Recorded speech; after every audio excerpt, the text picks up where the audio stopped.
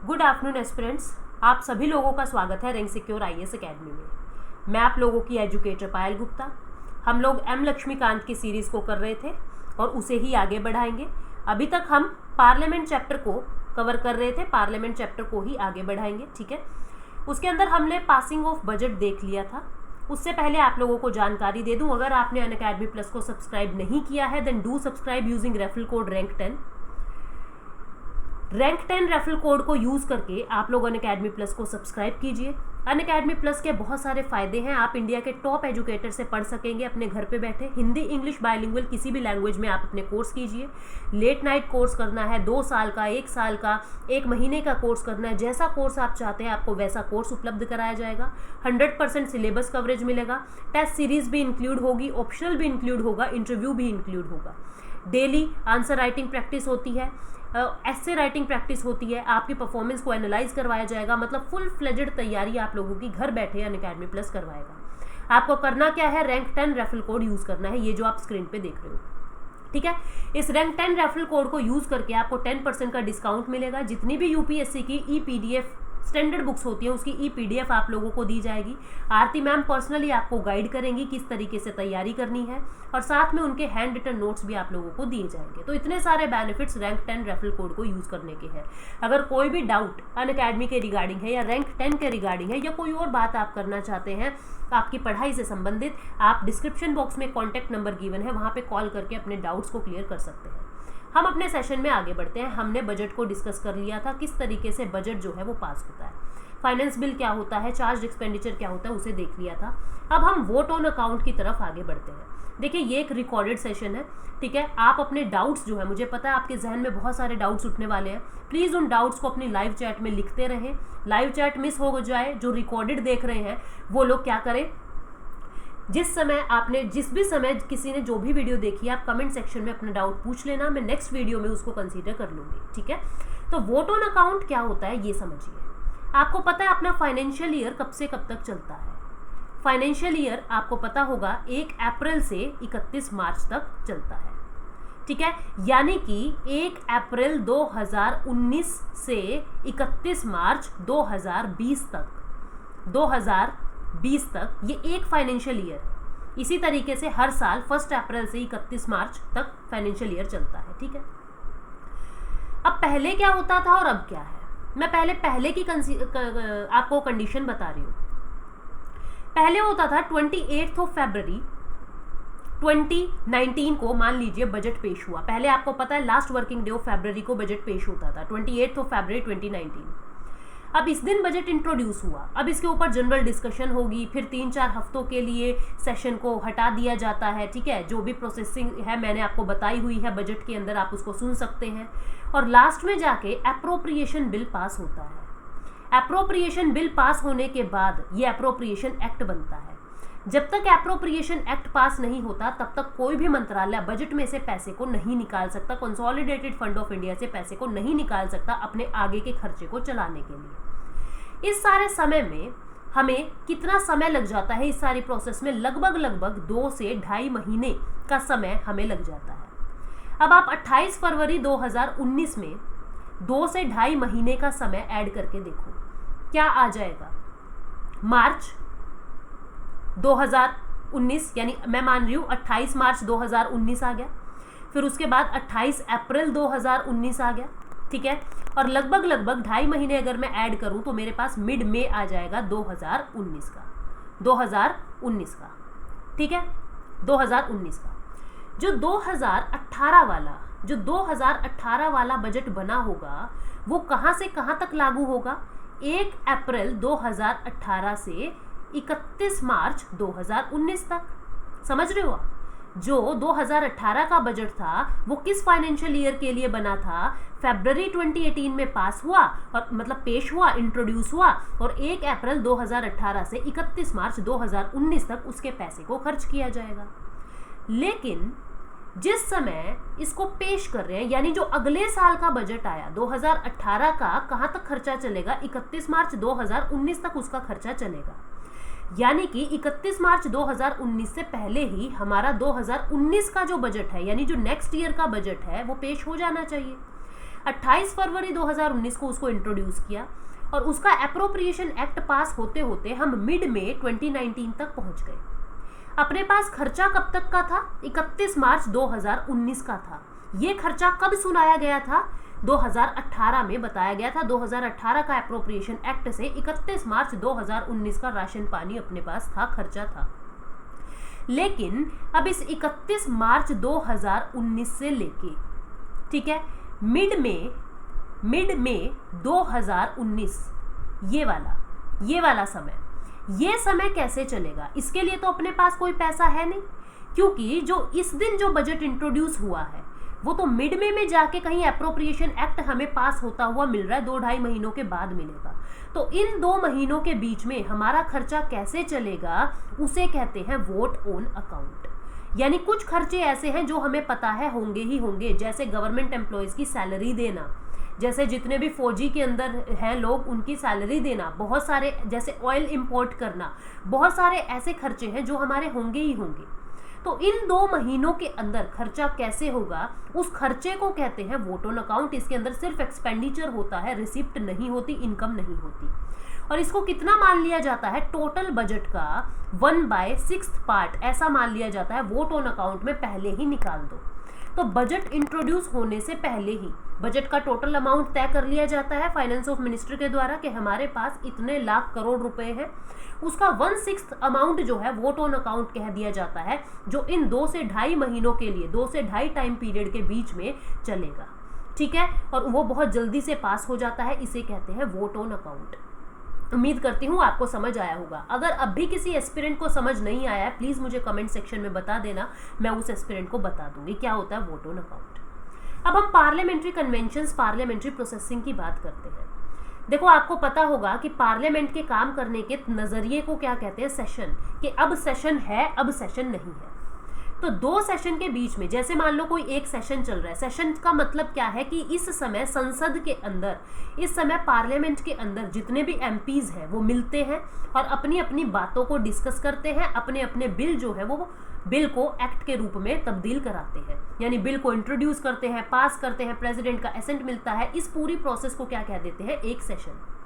अब जब ये सेशन समाप्त होगा तो उसके बाद उनकी छुट्टी हो जाएगी, वो सब लोग अपने अपने घर चले जाएंगे, यानी अब वो दिल्ली की पार्लियामेंट से निकल के अपने अपने घर चले गए, ठीक है। इस प्रोसेस को क्या कहते हैं? इस समय को क्या कहते हैं? जिस समय पार्लियामेंट में ताला लगा हुआ है, लोकसभा में कोई भी एमपी नहीं है, सब अपने अपने क्षेत्रों के अंदर काम करने गए हैं, इसे कहते हैं रिसेस, ठीक है। उनकी छुट्टी हो गई। जैसे ही रिसेस खत्म होगा उसके बाद अगला सेशन स्टार्ट हो जाएगा, फिर से सभी एमपीज मिलेंगे, फिर से नए बिल इंट्रोड्यूस होंगे, फिर से नए एक्ट बनेंगे, ठीक है। अब एक सेशन और 2 सेशन के बीच में मैक्सिमम टू मैक्सिमम कितना समय हो सकता है? मैक्सिमम 6 महीने का टाइम हो सकता है, यानी कि रिसेस सबसे ज़्यादा लंबी केवल 6 महीने की हो सकती है। 6 महीने से ज़्यादा लंबी रिसेस कोई भी संसद नहीं कर सकती, ये चीज़ याद रखना, ठीक है। तो 2 सेशन के बीच का जो खाली समय होता है उसे रिसेस कहते हैं। अब हम आगे बढ़ते हैं। सेशन के नाम क्या क्या है, कौन सा लंबा है, कौन सा छोटा, उसे देखते हैं। मेनली 3 तरीके के सेशन भारत में होते हैं, बजट सेशन, मॉनसून सेशन और विंटर सेशन। बीच में कोई प्रॉब्लम आ जाए, कुछ अर्जेंसी आ जाए तो प्रेसिडेंट प्राइम मिनिस्टर की सलाह से स्पेशल सेशन भी बुला लेते हैं, जैसे कोई भी जॉइंट सेशन। जैसे हमने आर्टिकल 108 में जॉइंट सेशन पढ़ा था, वो भी एक स्पेशल सेशन है। बजट सेशन के अंदर पूरा बजट डिस्कस होता है, बजट पास होता है, अप्रोप्रिएशन एक्ट पास होता है। बजट सेशन कब से कब तक चलेगा? फरवरी से मई तक चलेगा, और ये सबसे लंबे टाइम तक चलने वाला है, 4 महीने तक चलता है, 4 मंथ्स तक चलता है, ठीक है।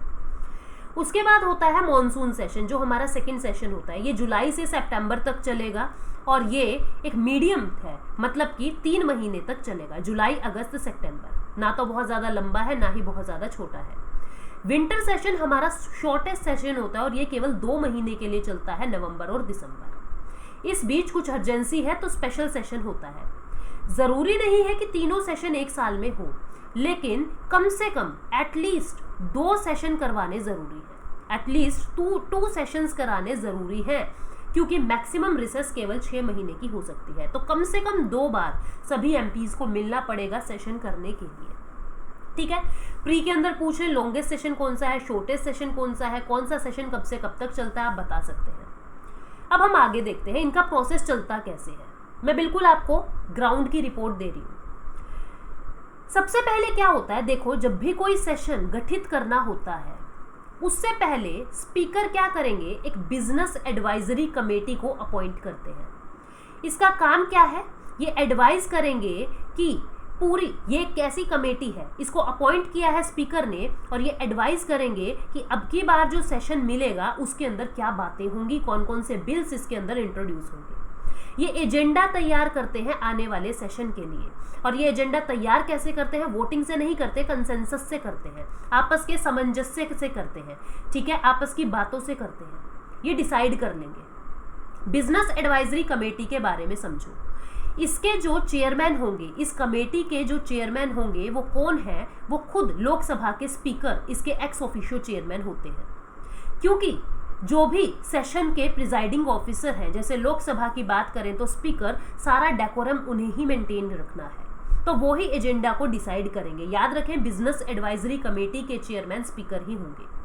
मेंबर, अब इस कमेटी के मेंबर कौन कौन से होंगे, लगभग जितनी भी पॉलिटिकल पार्टीज होती है, जैसे जेडीयू होगी, ठीक है, जैसे समाजवादी पार्टी होगी, भारतीय जनता पार्टी होगी, कांग्रेस होगी, जितनी भी पार्टीज हैं उनके मेंबर्स इस कमेटी के मेंबर्स होते हैं, ठीक है।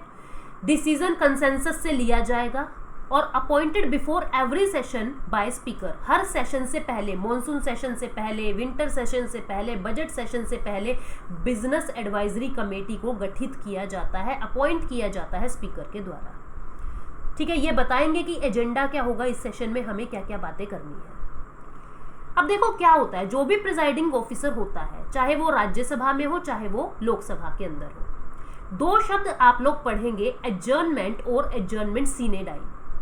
क्या होता है एडजर्नमेंट, जैसे कि मान लो मैंने आपको क्या बताया था, जब मैं पार्लियामेंट आप लोगों को फर्स्ट लेक्चर दे रही थी, वहां पे मैंने स्पीकर का काम ये बताया था या चेयरमैन का काम ये बताया था कि अपने अपने हाउस के अंदर कोरम को फिक्स करना, कि कोरम को मेंटेन करना, ये उनका काम होता है।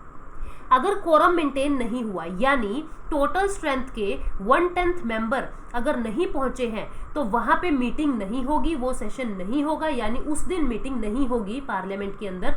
स्पीकर क्या कहेंगे या चेयरमैन क्या कहेंगे, प्रिजाइडिंग ऑफिसर कहेंगे कि हम कल तक या परसों तक या 4 दिन तक हम अपने हाउस को एडजर्न करते हैं, अपनी मीटिंग को एडजर्न करते हैं, यानी स्थगित कर देते हैं। इसे क्या कहते हैं, एडजर्नमेंट। एडजर्नमेंट, आर के बाद यहाँ एन भी आएगा, याद रखना। एडजर्नमेंट यानी एक डेफिनेट टाइम पीरियड के लिए प्रिजाइडिंग ऑफिसर ने क्या किया, अपनी मीटिंग्स को पोस्टपोन कर दिया। एडजर्नमेंट सीने डाई क्या होता है, जब कोई सेशन समाप्त हो जाता है, जब कोई सेशन की सारी बातें होंगी, अब सेशन को समाप्त करना है, उस सिचुएशन में स्पीकर को नहीं पता कि अगला सेशन कब बैठेगा, और ना ही स्पीकर की मर्जी से अगला कोई सेशन बैठता है। प्रेसिडेंट सम्मन करते हैं एमपीज को, प्रेसिडेंट बुलाते हैं पीएम की सलाह से, काउंसिल ऑफ मिनिस्टर की सलाह से, तब कोई नया सेशन बैठता है सत्र के अंदर, यानी पार्लियामेंट के अंदर, तब कोई नया सेशन स्टार्ट होता है।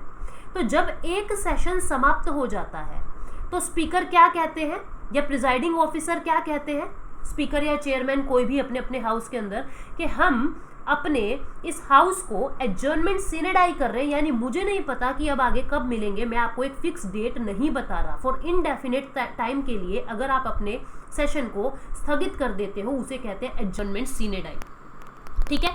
ये एडजर्नमेंट नोटिस है, क्या है ये, एडजर्नमेंट नोटिस है ये। और एक एडजर्नमेंट मोशन होता है जो हम आगे पढ़ेंगे जब मैं आपको मोशंस करवाऊंगी। ये स्लाइड उम्मीद करती हूं आपको समझ आ गया होगा। अब हम प्रोसेस देखते हैं क्या होता है। देखो, एक सेशन खत्म होने के बाद पीएम प्रेसिडेंट को ऐसा कहेंगे, ऐसी सलाह देंगे कि प्रेसिडेंट साहब हमें सेशन बुलाना है, प्लीज आप सबको बुलाइए, सम्मन कीजिए। प्रेसिडेंट सबको लेटर भेजेंगे उनके घर पे, ठीक है, जहां पे भी उनका क्षेत्र होगा, फील्ड होगा, वहां पे लेटर भेजेंगे कि हम लोग सेशन स्टार्ट करने वाले हैं इस डेट को, प्लीज इस डेट तक सब पार्लियामेंट में पहुंच जाए। तो इसको क्या कहते हैं, सम्मनिंग, प्रेसिडेंट ही सम्मन करेंगे, ठीक है। अब प्रेसिडेंट के सम्मन के बाद यानी सेशन की डेट अनाउंस हो चुकी है, अब क्या होगा, बिजनेस एडवाइजरी कमेटी को अपॉइंट करेगा स्पीकर। स्पीकर यहाँ चेयरमैन नहीं करेंगे, स्पीकर ही करेंगे। स्पीकर बिजनेस एडवाइजरी कमेटी को अपॉइंट करेंगे, ठीक है। वो सेशन का एजेंडा बता देंगे। एजेंडा पता लग गया आपको कि काम क्या करना है सेशन के अंदर। अब सेशन स्टार्ट हो गया। सेशन स्टार्ट होने के बाद मीटिंग्स हो रही हैं, एक्ट्स पास हो रहे हैं, अलग अलग बिल पास हो रहे हैं, ठीक है, सारा काम चल रहा है। जिस दिन स्पीकर यूं सेटिस्फाई हो जाए कि हमने जो एजेंडा फिक्स किया था वो एजेंडा हमने इस सेशन के अंदर समाप्त कर लिया, यानी हमारा बिजनेस जो है वो कंप्लीट हो चुका है, तब वो क्या करेंगे स्पीकर कि ठीक है अब हम सेशन को रोकते हैं। वो एडजर्नमेंट सीने डाई को अनाउंस कर देंगे कि मुझे नहीं पता अब कब मिलेंगे, मैं इस हाउस को इनडेफिनिट टाइम पीरियड तक एडजर्न कर रहा हूँ। एडजर्नमेंट सीने डाई कर दिया। अब ऐसा नहीं है सभी मंत्रीगण अपने घर पे चले जाएंगे, अपने अपने पार्लियामेंट को छोड़ के अपने घर चले जाएंगे, ऐसा नहीं होगा। ये ताकत सिर्फ स्पीकर की नहीं है। अब क्या होगा, स्पीकर प्रेसिडेंट को नोटिस देंगे कि देखो मैंने एडजर्नमेंट सीने डाई घोषित कर दिया है, प्लीज आप प्रोरोग कर दो सेशन को।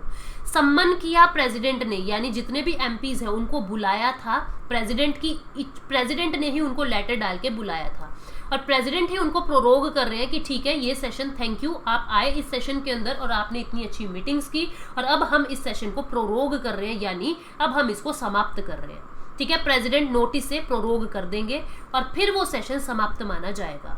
यानी कि प्रेसिडेंट ही प्रोरोग करते हैं और प्रेसिडेंट ही सम्मन करते हैं एमपीज को। इसके बाद क्या होगा, सेशन फिनिश, एक सेशन खत्म, रिसेस स्टार्ट हो जाएगी, फिर से एक नया सेशन आएगा, सेकंड सेशन, फिर से सम्मनिंग होगी, फिर से सारी प्रोसेस चलेगी। इस तरीके से पूरी वर्किंग पार्लियामेंट के अंदर चलती है। ठीक है, अब हम आगे बढ़ते हैं। एक दिन के अंदर, ये तो हमने पूरे सेशन की बात कर ली, प्रत्येक दिन किस तरीके से काम होता है दोनों हाउसेस के अंदर वो देखते हैं। सुबह 11 बजे इनका काम शुरू होता है, 11 से 12, 12 से 1। ठीक है, 11 से लेके 6 बजे तक काम चलेगा लोकसभा का और 11 से लेके 5 बजे तक काम चलेगा राज्यसभा का। 1 से 2 क्या टाइम होता है, लंच टाइम होता है। 1 से 2 लंच टाइम होता है, तो 11 से 1 को कहते हैं, यानी बिफोर लंच, प्री लंच कहते हैं हम, मॉर्निंग सेशन चल रहा है। और 2 बजे से लेके 5 बजे तक राज्यसभा के अंदर इवनिंग सेशन और लोकसभा के अंदर 2 बजे से लेके 6 बजे तक इवनिंग सेशन चलता है। अब आगे देखो कैसे कैसे बातें होती है। 11 AM से लेके 12 नून तक, यानी सुबह 11 बजे से दोपहर 12 बजे तक क्वेश्चन आवर चलेगा, प्रश्नकाल चलेगा। फिर ये फिक्स है कि ये 1 घंटे के लिए चलेगा, it is fix for 1 hour. इसके अंदर होता क्या है, प्रश्न पूछे जाते हैं, मैं अभी आपको आगे क्वेश्चन आवर के बारे में बताऊंगी। इसके बाद 12 बजे से लेके 1 बजे तक शून्यकाल चलता है, जिसे हम कहते हैं 0 आवर चलता है। ये 0 आवर जरूरी नहीं कि 1 बजे खत्म हो जाए। ये कब खत्म होगा, जब प्रिजाइडिंग ऑफिसर ये कह दे कि हमारे आज का एजेंडा ये है, यानी आफ्टर लंच हम लोग इस एजेंडे को आज पूरा करेंगे, हमारा आज का मुख्य टॉपिक ये रहेगा, आज के डे का एजेंडा ये है। जब तक प्रिजाइडिंग ऑफिसर एजेंडा को अनाउंस नहीं करेंगे तब तक 0 आवर चलता रहेगा। इसके अंदर होता क्या है अभी बातें करेंगे। 0 आवर के जस्ट बाद में लंच होगा। लंच के बाद जो एजेंडा सुनाया है प्रिजाइडिंग ऑफिसर ने, वो उस पे काम स्टार्ट हो जाएगा, गवर्नमेंट लेजिस्लेटिव प्रोसेस उसके ऊपर स्टार्ट हो जाएगी। ठीक है, यानी आफ्टर लंच ये काम होगा। याद रखें, क्वेश्चन आवर फिक्स है, 1 घंटे तक चलेगा, 0 आवर का फिक्स नहीं है कि वो 1 घंटे के लिए ही चलेगा। अब हम बात करते हैं ये प्रश्नकाल जो था, जो सुबह 11 बजे से 12 बजे तक चला था, ये क्या था। इसके अंदर अलग अलग तरीके के क्वेश्चंस पूछे जाते हैं। प्रश्नकाल का मतलब ये है प्रश्न पूछना, क्वेश्चंस पूछना। क्वेश्चंस पूछेंगे, प्राइवेट मेंबर्स भी क्वेश्चन पूछ सकते हैं। ठीक है, कोई भी एमपीज मिनिस्टर से यानी एग्जीक्यूटिव से क्वेश्चन पूछ सकता है। आपको पता है ना, executive is responsible toward legislature, ये बात मैं आपको बार बार बताती हूँ। ठीक है, तो एग्जीक्यूटिव्स प्रश्न का आंसर देंगे, उत्तर देंगे। Ministry of defence, ministry of agriculture, ministry of education, ये सारे मिनिस्टर्स कौन है, ये एग्जीक्यूटिव का हिस्सा है।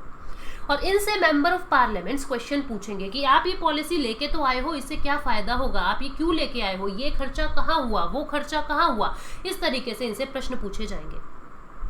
क्वेश्चन आवर के अंदर 3 तरीके के अलग अलग क्वेश्चन होते हैं। पहला क्वेश्चन है स्टार्ड क्वेश्चन, स्टार का मतलब स्टार लगा दिया उस पे, यानी इंपॉर्टेंट वाला क्वेश्चन है, स्टार क्वेश्चन है, स्टार्ड क्वेश्चन। लोकसभा के अंदर मैक्सिमम एक दिन में 20 स्टार्ड क्वेश्चन पूछे जा सकते हैं, राज्यसभा में 15 स्टार्ड क्वेश्चन पूछे जा सकते हैं। स्टार्ड क्वेश्चन क्या होता है, मान लो किसी एमपी को मिनिस्ट्री ऑफ एग्रीकल्चर से कोई स्टार्ड क्वेश्चन पूछना है। ठीक है, ये एमपी क्या करेंगे, स्पीकर को ये कहेंगे कि देखिए मुझे ये क्वेश्चन पूछना है मिनिस्ट्री ऑफ एग्रीकल्चर से। स्पीकर पूछेंगे तुम्हें कैसा आंसर चाहिए, वो कहेंगे मुझे ओरल में आंसर चाहिए। याद रखना, ओरल में आंसर चाहिए, ठीक है। स्पीकर क्या करेंगे, उस क्वेश्चन को मिनिस्ट्री ऑफ पार्लियामेंट्री अफेयर के पास भेज देंगे। कहाँ भेज देंगे, पार्लियामेंट्री अफेयर्स के पास भेज देंगे उस क्वेश्चन को। मिनिस्ट्री ऑफ पार्लियामेंट्री अफेयर्स क्या करेंगे, उस क्वेश्चन को जो लिखित में एमपी ने दिया है उस क्वेश्चन को मिनिस्ट्री ऑफ एग्रीकल्चर को दे देंगे कि आपके लिए इस फला एमपी से ये प्रश्न आया है और आफ्टर 15 डेज आपकी बारी आएगी कि आपको इसका जवाब देना है। मिनिस्ट्री ऑफ एग्रीकल्चर 15 दिन के बाद तैयार रहेगा उसका आंसर देने के लिए। इस तरीके के क्वेश्चन को स्टार्ड क्वेश्चन कहते हैं, जिसके अंदर ओरल आंसर आएगा, जिसके अंदर 15 दिन का टाइम दिया गया है कंसर्न मिनिस्टर को जिससे प्रश्न पूछना है, और सप्लीमेंट्री क्वेश्चंस भी इसमें पूछ सकते हैं। अब सीधी सी बात है, मैं आपको कोई बात बोल के बता रही हूँ तो आप मुझसे क्वेश्चन पूछ सकते हो ना कि मैडम इसमें ऐसे कैसे होगा, उसमें कैसे होगा। इसी तरीके से वहां भी जब आंसर ओरल देना है तो सप्लीमेंट्री क्वेश्चंस भी पूछे जा सकते हैं, ठीक है, एडिशनल क्वेश्चंस भी पूछे जा सकते हैं। इसके बाद दूसरी तरीके का क्वेश्चन होता है अनस्टार्ड क्वेश्चन। ये क्वेश्चन रिटर्न में भेजना होता है और रिटर्न में ही इसका आंसर आएगा।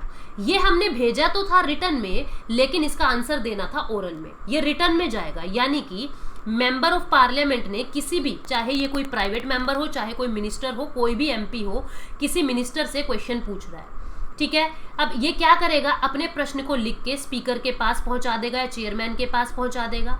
ये फिर आगे मिनिस्ट्री ऑफ पार्लियामेंट्री अफेयर्स को देंगे। मिनिस्ट्री ऑफ पार्लियामेंट्री अफेयर इस मिनिस्टर को कहेंगे, मिनिस्टर ऑफ एग्रीकल्चर ही हम मान लेते हैं कि आपके लिए प्रश्न आया है और आपको इसका आंसर लिखित में देना है, रिटर्न में देना है, क्योंकि ये एक अनस्टार्ड क्वेश्चन है। पूरी प्रोसेस सेम रहेगी, 15 दिन का टाइम दिया जाएगा कि 15 दिन के बाद आपको इसको लिखित में आंसर देना है इसका इस दिन। तो अनस्टार्ड क्वेश्चन के लिए क्या याद रखेंगे, ये रिटर्न में होता है, इसका आंसर जो है रिटर्न में आएगा, कोई सप्लीमेंट्री क्वेश्चन नहीं भेज सकते और प्रोसेस इसका सेम रहेगा। अब एक चीज सोचो, मैं ये पूरा पार्लियामेंट का जो एक्सप्लेनेशन है मैं आपको लिख के आपके घर पे पोस्ट कर दूं तो आप मुझसे उसी समय सप्लीमेंट्री क्वेश्चन कहाँ पूछ सकते हो। अगर मैं आपको ओरल आंसर्स दे रही हूँ तभी तो आप मुझसे क्वेश्चन पूछ सकते हो। सेम चीज यहाँ पे है, ठीक है।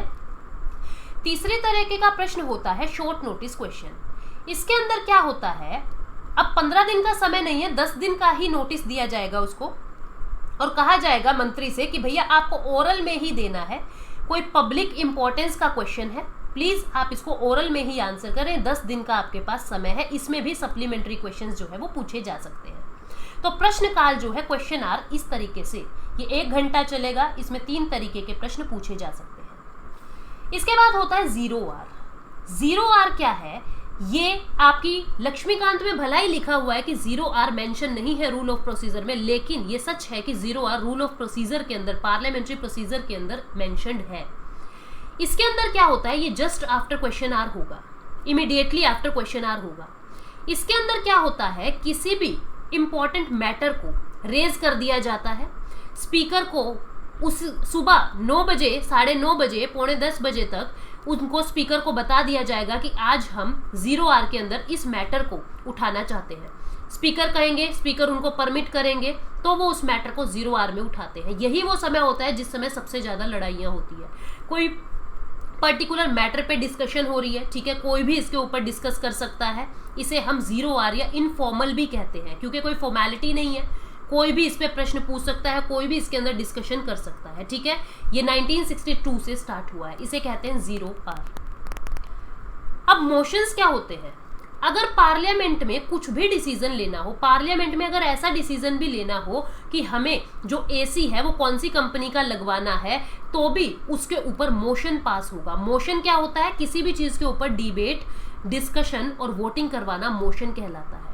यहाँ पे यही बात लिखी हुई है कि हर एक डिसीजन जो है ओपिनियन से लिया जाएगा, डिबेट, डिस्कशन और वोटिंग से लिया जाएगा, इसी को ही मोशन कहते हैं। कोई भी डिस्कशन पार्लियामेंट के अंदर मोशन के बिना नहीं हो सकती।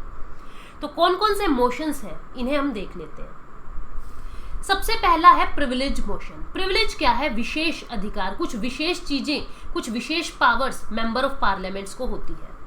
2 तरीके की होती है, इंडिविजुअल प्रिविलेज होते हैं, इंडिविजुअल प्रिविलेज और कलेक्टिव प्रिविलेज, 2 तरीके के प्रिविलेजेस होते हैं। जब कोई भी मेंबर ऑफ पार्लियामेंट अपने प्रिविलेजेस को ब्रीच करता है, उस समय उस समय उसके खिलाफ ये प्रिविलेज मोशन आता है। जैसे इंडिविजुअल के खिलाफ इंडिविजुअल प्रिविलेज, इंडिविजुअल विशेष अधिकार उन्हें ऐसा है कि ड्यूरिंग सेशन कोई क्रिमिनल प्रोसीडिंग के अंदर उसको अरेस्ट नहीं कर सकते। क्रिमिनल प्रोसीडिंग उसके ऊपर चल रही है तो पुलिस वाले किसी भी एमपी को ड्यूरिंग सेशन अरेस्ट नहीं कर सकते। ये उनको इंडिविजुअली एक विशेष अधिकार मिला हुआ है। कलेक्टिव प्रिविलेज कैसे है? जैसे सीक्रेट होंगी मीटिंग्स, ठीक है, सीक्रेट होंगी मीटिंग्स। दूसरी चीज, जैसे इनका खुद का पब्लिकेशन हाउस है, ये क्या है? ये कलेक्टिव प्रिविलेजेस है, ठीक है। अब अगर कोई इन प्रिविलेजेस को ब्रीच करता है, जो भी इनको अधिकार मिले हुए हैं उनको ब्रीच करता है या अपनी दायरों से बाहर निकलता है, तो दूसरा कोई मंत्री या दूसरा कोई ऑपोजिशन का मेंबर इनके ऊपर प्रिविलेज मोशन लगा देगा कि ये अपने विशेष अधिकारों के बाहर जा रहे हैं, अपने विशेष अधिकारों को ब्रीच कर रहे हैं, मैं इसके ऊपर प्रिविलेज मोशन लगाने वाला हूं, लगा रहा हूं। अब इस प्रिविलेज मोशन के ऊपर डिबेट डिस्कशन वोटिंग होगी, डिबेट डिस्कशन वोटिंग होगी। जैसे एक प्रिविलेज है, कोई दूसरे के बारे में कोई बुरी बात नहीं कह सकता। बुरी बात इन द सेंस, जैसे ये भी है कि जितने भी सिटिंग जज होते हैं सुप्रीम कोर्ट के या हाई कोर्ट के, उनके खिलाफ आप कुछ भी नहीं कह सकते, उनके खिलाफ आप कुछ नहीं कह सकते, उनको क्रिटिसाइज नहीं कर सकते। तो अगर किसी ने क्रिटिसाइज कर दिया तो उसके खिलाफ प्रिविलेज मोशन आ जाएगा, उसके ऊपर डिबेट होगी, डिस्कशन होगी, वोटिंग होगी, और फिर उस मिनिस्टर को जिसके खिलाफ ये प्रिविलेज मोशन चला था, उस कंसर्न मिनिस्टर को सेंश्योर किया जाएगा। सेंश्योर का मतलब क्या होता है? उस पर स्कोल्डिंग होगी, उसको डांटा जाएगा कि आप ये कैसे कर सकते हो। इसे कहते हैं प्रिविलेज मोशन। जब कोई अपने प्रिविलेजेस को यानी अपने विशेष अधिकारों को ब्रीच करता है, उनका मिसयूज करता है, तब कोई दूसरा मंत्री या दूसरा कोई भी मेंबर ऑफ पार्लियामेंट उनके ऊपर ये प्रिविलेज मोशन लगा सकता है। दूसरा है calling attention motion. Calling attention motion के अंदर क्या होता है? कोई भी मीटिंग चल रही है, ठीक है, और कोई ऐसा मैटर है जो अर्जेंट पब्लिक इंपॉर्टेंस का है, जैसे अभी यूपीएससी प्री होना चाहिए या नहीं होना चाहिए, ये एक पब्लिक इंपॉर्टेंस का मैटर है, ठीक है। तो अगर ऑपोजिशन वाले या कोई भी और एमपी, कोई भी प्राइवेट मेंबर या कोई भी इंसान मेंबर ऑफ पार्लियामेंट ऐसी अथॉरिटेटिव स्टेटमेंट मांगने लग जाए कि मोदी जी हमें तो आंसर चाहिए आपसे, आपको आज आंसर देना पड़ेगा, अपनी स्टेटमेंट दो इस पर्टिकुलर अर्जेंट टॉपिक के बारे में। ये अर्जेंट पब्लिक टॉपिक जो है, ठीक है, आपकी नजरों में भला ही वो अर्जेंट हो, जब तक स्पीकर आपको अलाउ नहीं करेगा, जब तक प्रिजाइडिंग ऑफिसर को ये सेटिस्फेक्शन नहीं हो जाएगी कि सच में ही ये अर्जेंट पब्लिक इंपॉर्टेंस का कोई मैटर है, तभी आप कॉलिंग अटेंशन मोशन ला सकते हो। कोई भी मीटिंग चल रही है और आपको लगता है कि हमें फला मिनिस्टर से यानी फला एग्जीक्यूटिव से हमको इसके ऊपर स्टेटमेंट चाहिए, अथॉरिटेटिव स्टेटमेंट चाहिए, हम चाहते हैं कि वो इसके बारे में कुछ बोले, ठीक है, कुछ स्टेटमेंट प्रस्तुत करें, तब आप कॉलिंग अटेंशन मोशन ला सकते हो। कॉलिंग अटेंशन मोशन 1954 से एग्जिस्टेंस में है, ठीक है, समझ रहे हो, रूल ऑफ प्रोसीजर के अंदर भी ये आता है। ये कॉलिंग अटेंशन मोशन होता है। अब हम आगे बढ़ते हैं। नेक्स्ट है एडजर्नमेंट मोशन। मैंने आपको एडजर्नमेंट नोटिस बताया था, वो अलग था, अब मैं आपको एडजर्नमेंट मोशन बताती हूँ। एडजर्नमेंट मोशन भी कॉलिंग अटेंशन की तरह ही है। कोई भी मीटिंग चल रही है, ठीक है, किसी एमपी को ये लगने लगता है कि ये मीटिंग बकवास है और सबसे ज़्यादा ज़रूरी अभी किसी दूसरे टॉपिक पे बात करना है, कोई अर्जेंट पब्लिक इंपॉर्टेंस की बात है, जैसे मान लो कोई कोविड से रिलेटेड बात है, इस पे डिसीजन आज ही होना चाहिए, ठीक है, तो एडजर्नमेंट मोशन पास कर दिया जाएगा। ये एडजर्नमेंट मोशन तभी पास होगा जब स्पीकर आपसे सेटिस्फाई है कि सच में ये जो मैटर है इस पे बात करना ज़्यादा ज़रूरी है। पिछले वाले मोशन के अंदर हमने उनसे अथॉरिटेटिव स्टेटमेंट मांगी थी कि फला एग्जीक्यूटिव से, मोदी जी से या राजनाथ सिंह से या अमित शाह से हम चाहते हैं कि वो स्टेटमेंट दें, इसके ऊपर बताएं कि आपका क्या जवाब है, चाइना के ऊपर, पाकिस्तान के ऊपर आप क्या नज़रिया देखते हो कि प्रेजेंट सिनेरियो क्या है, आप हमें जवाब दें। लेकिन इसके अंदर जवाब नहीं मांग रहे। इसके अंदर क्या कह रहे हैं एडजर्नमेंट मोशन पे कि आप अभी जो बात कर रहे हो इस मीटिंग को छोड़ के हमको इस वाले टॉपिक पे बात करनी चाहिए क्योंकि ये ज़्यादा इंपॉर्टेंट है, हमको कोविड से रिलेटेड बात करनी चाहिए, हमको यूपीएससी प्री से रिलेटेड बात करनी चाहिए, समझ रहे हो। यहाँ पे अथॉरिटेटिव स्टेटमेंट नहीं मांगी, हम चाहते हैं कि पिछली डिस्कशन हटा के आप एक नए मैटर के ऊपर डिस्कस करें। इसके लिए 50 मेंबर्स का होना ज़रूरी है, सपोर्ट होना चाहिए 50 मेंबर्स का। एडजर्नमेंट मोशन के ऊपर डिबेट होगी, डिस्कशन होगी, वोटिंग होगी। अगर वोटिंग के अंदर यस ज्यादा कह रहे हैं तो आपके वाले मैटर के ऊपर डिस्कशन होगी, यानी जो पब्लिक इंपॉर्टेंस का था पिछली वाली डिस्कशन समाप्त हो जाएगी। इसके अंदर कोई भी मैटर ऐसा होना चाहिए जो फैक्चुअल हो, जो डेफिनेट हो। ऐसा नहीं कुछ भी मैटर उठा लाए आप जो अर्जेंट था भी नहीं। केवल एक ही मैटर पे बात होगी।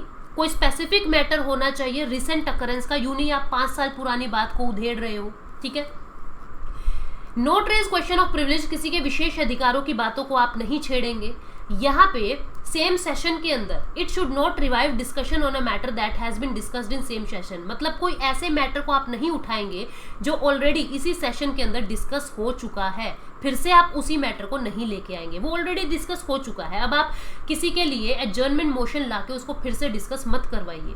It should not deal any matter that is under adjudication by court. अगर कोई मैटर ऐसा चल रहा है जिसपे ऑलरेडी कोर्ट की एडजुडिकेशंस चल रही है, अभी प्रोसीडिंग्स चल रही है, आप ऐसे मैटर को भी मत उठाना इसके लिए, इस मोशन के लिए, ठीक है। ये डिस्टिंक्ट मोशन के लिए भी क्वेश्चन रेज नहीं कर सकता। तो ये कुछ जरूरी बातें हैं एडजर्नमेंट मोशन के लिए। क्या होता है, कैसे ये कॉलिंग अटेंशन मोशन से अलग है, वो मैंने आपको बता दिया, ठीक है। एडजर्नमेंट मोशन स्पेशली लोकसभा के अंदर होता है, इसको राज्यसभा में भी होता है ये, लेकिन राज्यसभा में इसको स्पेशल मेंशन अकाउंट कहते हैं। राज्यसभा में इसका नाम बदल जाता है, इसे कहते हैं स्पेशल मेंशन अकाउंट, ठीक है। अब नेक्स्ट जो है that is no confidence motion. No confidence motion यानी कि जो भी काउंसिल ऑफ मिनिस्टर है, जो भी सरकार है, उसकी मेजॉरिटी खत्म हो रही है, उसके पास मेजॉरिटी नहीं है, इसे कहते हैं नो कॉन्फिडेंस मोशन। मान लो मैं ऑपोजिशन में हूं, ठीक है। आज से 3 साल पहले मोदी जी को 273 प्लस वोट्स मिली हुई थी, मैंने ऐसा मान लिया। मैं ऑपोजिशन में हूं, मुझे ऐसा लगता है कि आज के दिन अगर मैं इनका फ्लोर टेस्ट लूं तो मुझे नहीं लगता कि इनको 273 वोट मिल जाएगी। तो मैं क्या करूंगी, मैं नो कॉन्फिडेंस मोशन ले आऊंगी। नो कॉन्फिडेंस मोशन के लिए भी आपको 50 मेंबर की सपोर्ट चाहिए। फिर इस मोशन के ऊपर डिबेट होगा, डिस्कशन होगा, वोटिंग होगा। अगर वोटिंग में यस है तभी ये नो कॉन्फिडेंस मोशन आएगा। सरकार के खिलाफ नो कॉन्फिडेंस मोशन आ गया, अगर उन्होंने वोट्स बहुमत की दिखा दी तब तो ये नो कॉन्फिडेंस मोशन फेल हो जाएगा। अगर सच में ही वो बहुमत नहीं ले सके, सरकार इतनी वोट्स नहीं ले सकी, तो नो कॉन्फिडेंस मोशन पास हो जाएगा और सरकार को उसी वक्त रिजाइन करना पड़ेगा। इसे कहते हैं नो कॉन्फिडेंस मोशन, मतलब सरकार को, लोगों को, एमपीज को आप में विश्वास नहीं रहा। पूरी कॉन्स्टिट्यूशन के अंदर नो कॉन्फिडेंस मोशन या कॉन्फिडेंस मोशन कहीं पे भी लिखा नहीं हुआ है। कॉन्स्टिट्यूशन के अंदर केवल आर्टिकल 75 में कलेक्टिव रिस्पॉन्सिबिलिटी की बात की गई है। याद रखना, कॉन्स्टिट्यूशन में नो कॉन्फिडेंस या कॉन्फिडेंस मोशन की बातें नहीं की गई। अब एक होता है सेंश्योर मोशन और एक होता है नो कॉन्फिडेंस मोशन, दोनों में क्या डिफरेंस है? इसे कहते हैं निंदा प्रस्ताव पारित करना और इसे कहते हैं अविश्वास प्रस्ताव पारित करना। सेंश्योर के अंदर क्या है, ये किसी इंडिविजुअल मिनिस्टर के लिए भी आप सेंश्योर ला सकते हो। जैसे किसी इंडिविजुअल मिनिस्टर ने क्या किया, अपने प्रिविलेजेस के बाहर जाके कोई काम कर दिया या कोई ऐसा काम कर दिया जो उसके अधिकार क्षेत्र में नहीं था या कोई गलत काम कर दिया, तो उसके खिलाफ कोई सेंश्योर मोशन ला सकता है। कोई ऑपोजिशन वाला या उसी की पार्टी का लोग जो है कोई सेंश्योर मोशन ला सकता है। ये पर्टिकुलर किसी एक मिनिस्टर के लिए हो सकता है, इंडिविजुअल के लिए हो सकता है, लेकिन ये पूरी की पूरी काउंसिल ऑफ मिनिस्टर के लिए ही होगा। नो कॉन्फिडेंस मोशन ऐसा नहीं है किसी एक मंत्री के लिए होगा, ये पूरी सरकार के लिए, पूरी काउंसिल ऑफ मिनिस्टर के लिए होगा। सेंश्योर मोशन लाने के लिए आप किसी की निंदा क्यों कर रहे हैं, किसी को सेंश्योर क्यों कर रहे हैं, आपको लोकसभा में उसका जवाब देना पड़ेगा। नो कॉन्फिडेंस मोशन का जवाब नहीं है। जब भी ऑपोजिशन को ये लगे कि हाँ आज के दिन अगर मैं फ्लोर टेस्ट लूं तो हमारी सरकार के पास मेजोरिटी नहीं है, वो नो कॉन्फिडेंस मोशन ला सकता है, बशर्ते 50 लोगों का सपोर्ट उसके पास हो। ये 2 पॉइंट्स मैंने आपको बता दिए। तीसरा पॉइंट ये है, it is moved for censuring the council of minister for specific policy and action. अगर उसने कोई पर्टिकुलर पॉलिसी या एक्शन को सही नहीं किया तब उसके खिलाफ सेंश्योर मोशन आ सकता है। लोकसभा के अंदर कॉन्फिडेंस यानी कि मेजोरिटी प्रूव करने के लिए नो कॉन्फिडेंस मोशन आएगा, ठीक है। वजह बता दी, दोनों की वजह अलग है। सेंश्योर मोशन अगर लोकसभा में पास हो जाता है तो उस काउंसिल ऑफ मिनिस्टर को, पूरी मंत्री परिषद को रिजाइन करने की जरूरत नहीं है। लेकिन अगर नो कॉन्फिडेंस मोशन आ जाता है तो पूरी काउंसिल ऑफ मिनिस्टर को रिजाइन करना पड़ेगा। ये डिफरेंस है आपका censure motion and no confidence motion में, जो बहुत ज्यादा इंपॉर्टेंट था, मैंने आपको बताया है। एक और चीज याद रखना, एक शब्द होता है डिसोल्व होना और एक शब्द होता है प्रोरोग होना। लक्ष्मीकांत में टेबल भी बनी हुई है। डिसॉल्व भी प्रेसिडेंट कर रहे हैं, ठीक है, और प्रोरोग भी प्रेसिडेंट कर रहे हैं। डिसॉल्व के अंदर क्या होगा, वो सरकार हट जाएगी, फिर से फ्रेश इलेक्शन होंगे। लेकिन प्रोरोग के अंदर क्या है, एक सेशन खत्म हुआ है, मंत्री वही है, फिर से अलग सेशन के अंदर नेक्स्ट सेशन के अंदर मिलेंगे, ठीक है। इसको कहते हैं भंग हो गई लोकसभा। आफ्टर 5 इयर्स जब उनका समय पूरा हो जाता है तब प्रेसिडेंट डिसॉल्व करते हैं, या बीच में नो कॉन्फिडेंस मोशन पास हो जाता है तब भी प्रेसिडेंट डिसॉल्व कर सकते हैं उसे, कि आपकी काउंसिल ऑफ मिनिस्टर को रिजाइन करना पड़ेगा, हम इसको डिसॉल्व कर रहे हैं। समझ रहे हो, प्रोरोग के अंदर मंत्री रिजाइन नहीं कर रहे, या सेशन सिर्फ एक सेशन प्रोरोग हुआ है, नेक्स्ट सेशन में फिर वही एमपी आएंगे, डिसॉल्व के बाद फ्रेश इलेक्शन होंगे। ये भी 2 अलग शब्द हैं जो पार्लियामेंट के लिए जरूरी है। इंपॉर्टेंट बहुत सारी बातें हमने इसमें डिस्कस की, ठीक है गाइज। प्लीज आप रिवाइज करते रहना, कोई भी डाउट है, क्योंकि एक रिकॉर्डेड सेशन चल रहा है आपके आगे, तो प्लीज आप लोग जो भी डाउट है अपने कमेंट सेक्शन में लिख देना, मैं उसको नेक्स्ट क्लास में कंसीडर कर लूंगी। Thank you so much, take care, bye bye.